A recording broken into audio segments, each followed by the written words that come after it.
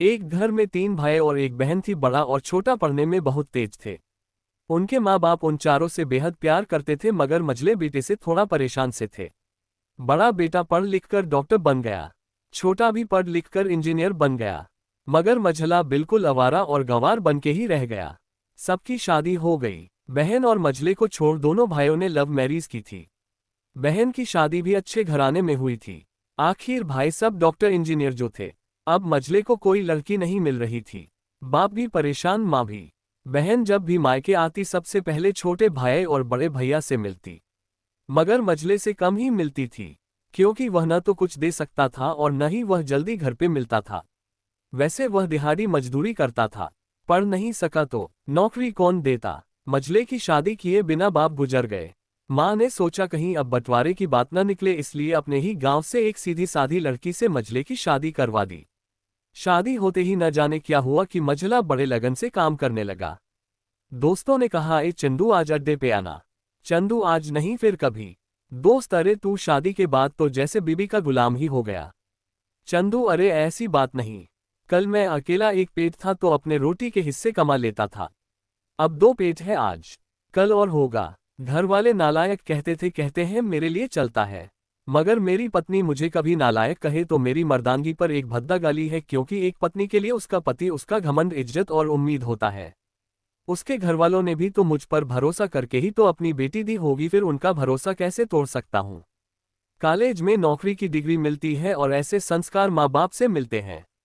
इधर घर पे बड़ा और छोटा भाई और उनकी पत्नियां मिलकर आपस में फैसला करते हैं कि जायदाद का बंटवारा हो जाए, क्योंकि हम दोनों लाखों कमाते हैं मगर मझला ना के बराबर कमाता है, ऐसा नहीं होगा।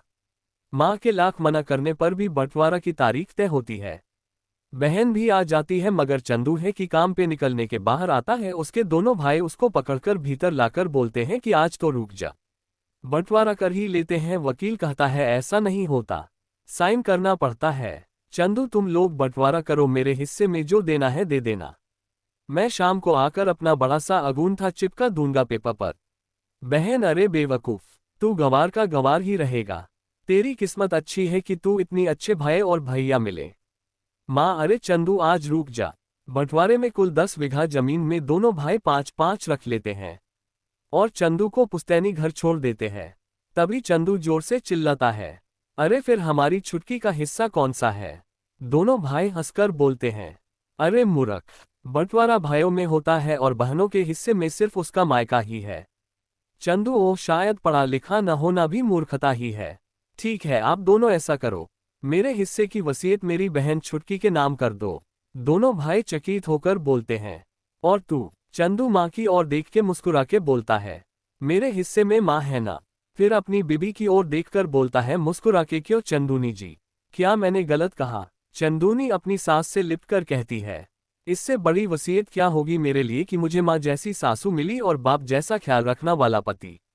बस यही शब्द थे जो बंटवारे को सन्नाटा में बदल दिया। बहन दौड़कर अपने गंवार भैया से गले लगकर रोते हुए कहती है कि माफ कर दो भैया मुझे, क्योंकि मैं समझ न सकी आपको। चंदू, इस घर में तेरा भी उतना ही अधिकार है जीतना हम सभी का। बहुओं को जलाने की हिम्मत किसी में नहीं, मगर फिर भी जलाई जाती है, क्योंकि शादी के बाद हर भाई हर बाप उसे पराया समझने लगते हैं। मगर मेरे लिए तुम सब बहुत अजीज हो, चाहे पास रहो या दूर। माँ का चुनाव इसलिए किया ताकि तुम सब हमेशा मुझे याद आओ, क्योंकि ये वही कोख है जहाँ हमने 7-7 9-9 महीने गुजारे। माँ के साथ तुम्हारी यादों को भी मैं रख रहा हूँ। दोनों भाई दौड़कर मझले से गले मिलकर रोते रोते कहते हैं, आज तो तू सचमुच का बाबा लग रहा है। सबकी पलकों पे पानी ही पानी। सब एक साथ फिर से रहने लगते हैं।